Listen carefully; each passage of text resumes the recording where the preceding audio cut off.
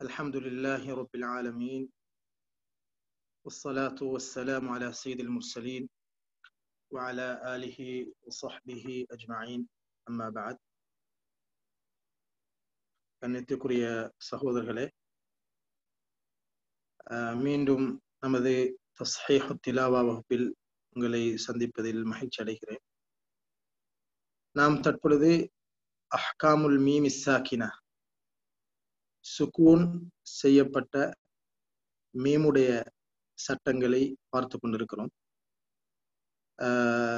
இந்த வகையில் சென்ற வாரத்தில் நாம் ஆரம்பித்த பொழுது இந்த சுக்கூன் செய்யப்பட்ட மீமுக்கு 3 சட்டங்கள், அல் இத்காம், அல் இஹ்ஃபா, அல் இஸ்ஹார் என்று 3 சட்டங்கள் வரும் என்பதை நாம் பார்த்தோம். அதில் முதல் சட்டம் அல் இத்காம் பற்றி நாம் சென்ற வாரத்தில் கற்றுக்கொண்டோம்.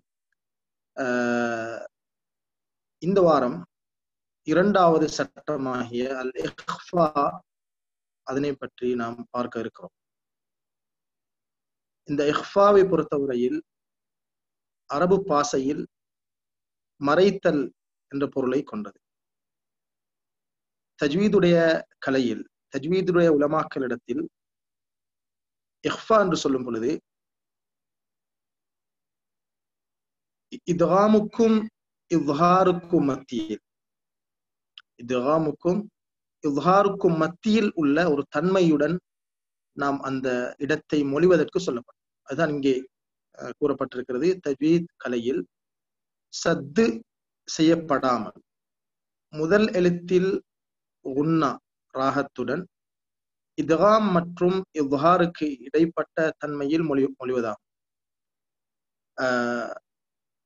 இத்காம் என்று சொல்லும் பொழுது நாம் சென்ற வாரத்தில் பார்த்தோம்,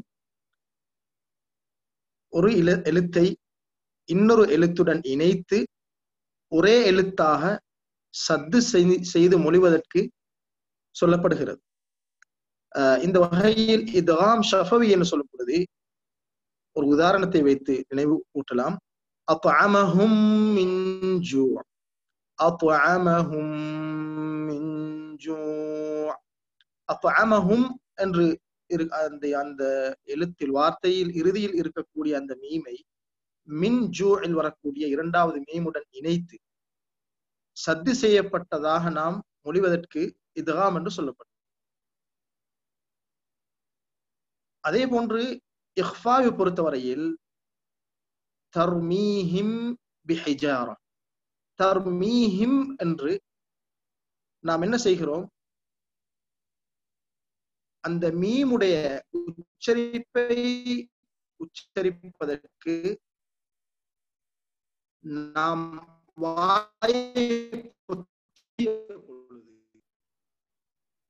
அதே இடத்தில் இருந்து வாவுடைய உச்சரிப்பை உச்சரிக்கிறோம். ஒவ்வொரு எழுத்துக்கும் தனித்தனியாக ஒன்றாகவே அந்த இரண்டு எழுத்துக்களையும் நாம் உச்சரிக்கிறோம். இந்த வகையில் இது இத்காமுக்கு மத்தியில், இத்காமை போன்று இருக்கிறது. அதே போன்று இஸ்ஹாருக்கு மத்தியில் என்று சொல்லும் பொழுது, இஸ்ஹார் என்று சொல்லும் பொழுது ஒவ்வொரு எழுத்துக்களையும் தனித்தனியாக நாம் மொழிவதற்கு சொல்லப்படுகிறது. ஆகவே தர்மீஹிம் பிஹிஜாரா, மீம் வேறாக பா வேறாக இங்கே மொழியப்படுகிறது.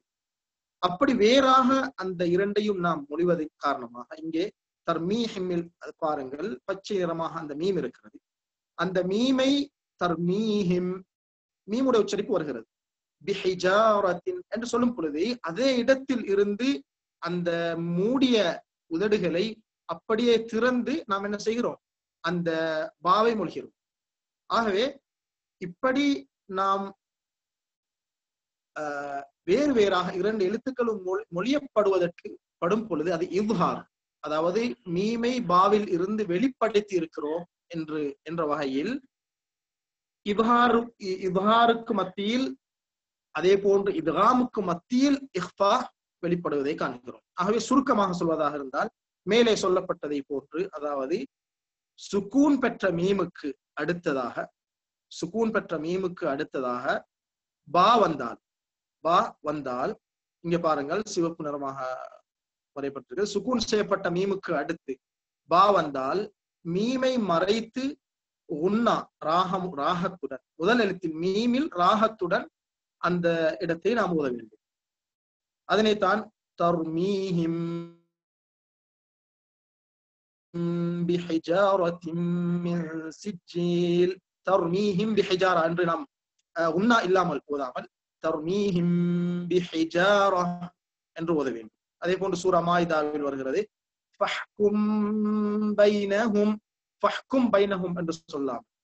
ஃபஹ்கும் பைனஹும், அங்கே ஹுமில் கடைசி எழுத்து மீம் வந்திருக்கிறது, அதற்கு அடுத்ததாக பா வந்திருக்கு. எனவே இதை இந்த மீமை நாம் மறைப்பது என்று சொன்னால் இங்கே அதில் நாம் சற்று நுணுக்கமாக விளங்கிக் கொள்வதாக இருந்தால், ஒரு எழுத்தை நாம் உச்சரிக்கும் பொழுது வாய் மூடி திறந்து கொள்கிறது. உதாரணமா ஃபஹ்கும் என்று சொல்லும் பொழுது அந்த மீமுக்காக, வாயை சுக்கூன் பெற்ற மீமுக்காக நாம் உதடுகளை மூடிவிட்டோம். பைனஹும் என்று சொல்லும் பொழுது நாம் திருப்பவும் வாயை திறந்துதான், உதடுகளை திறந்துதான் பைனஹும் என்பதை மொழிய வேண்டும். ஆனால் அப்படி இரண்டாக மொழியாமல் நாம் என்ன செய்கிறோம், ஃபஹ்கும் என்று மீமுக்காக மூடிய வாயை அப்படியே பாவை மொழிவதற்காக வேண்டி பயன்படுத்துகிறோம். ஆகவே இத்காமை போன்று அந்த மீமும் பூர்த்தியாக அது வெளிப்படாமல் அது சற்று மறைகிறது. ஆகவேதான் இந்த இஹ்ஃபாவுக்கு இஹ்ஃபா ஷஃபவி என்று சொல்வார். நூனை கற்றுக்கொள்ள இருக்கிறோம். அந்த நூனுடைய இஹ்ஃபாவுக்கு இஹ்ஃபா ஹகீகி என்று சொல்வார். இஹ்ஃபா ஹகீகி என்று சொல்வார்கள். ஏன் காரணம் என்று சொன்னால், அங்கே இன்ஷா அல்லாஹ் நாம் வரக்கூடிய வாரங்களில் வருகிறது, அந்த நூன் பூர்த்தியாக மறைகிறது. ஆனால் இந்த இடத்தில் மீம் பூர்த்தியாக மறைவதில்லை. மாறாக மீமுக்காக நாம் மூடிய வாயை அப்படியே வைத்துக் கொண்டு அந்த பாவை மொழிகிறோம். பாருங்கள், சற்று அவதானித்து பாருங்கள். தர்மீஹிம் தர்மீஹிம் என்று நாம் வாயை மூடினால் பிஹிஜாரத்தின் என்று இன்னொரு முறை துறந்துதான் சொல்ல முடியும். இதுதான் நாம் இஹ்ஃபா செய்தால்தான் ஒரே அடியாக சொல்ல முடியும். தர்மீஹிம் பிஹிஜாரா, தர்மீஹிம் பிஹிஜாரா, ஃபஹ்கும் பைனஹும், ஃபஹ்கும் பைனஹும். ஆகவே இப்படி நாம் மொழிவதற்குத்தான் இந்த இஹ்ஃபா என்ற பெயர் இருக்கிறது.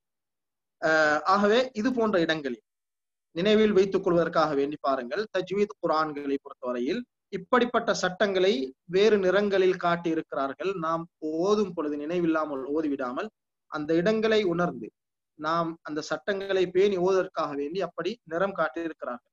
ஆகவே சுக்கூன் பெற்ற மீமுக்கு பின்னால் வா வந்தால் அல் இஹ்ஃபா அஷ்ஷஃபவி, அங்கே நாம் செய்ய வேண்டிய வேலை என்ன, அந்த மீமில் உன்னா செய்து நாம் அந்த இடத்தில் அமைதியாக ஓத வேண்டும் என்பதுதான் இதற்குரிய சட்டம். தர்மீஹிம் பிஹிஜாரா என்று இப்படி நாம் ஓத வேண்டும். ஆகவே வல்ல இறைவன் அவனுடைய திருமறையை அவனுக்கு பொருத்தமான முறையில் ஓதி அவனுடைய பூர்த்தியான கூலிகளை அடைந்த சிறந்த அடியார்களாக ஆகக்கூடிய வாய்ப்பை எமக்கும் உங்களுக்கும் அல்லாஹ் தர வேண்டும் என்று பிரார்த்தித்தவனாக விடைபெறுகிறேன். அஸ்ஸலாமு அலைக்கும் வரஹ்மத்துல்லாஹி.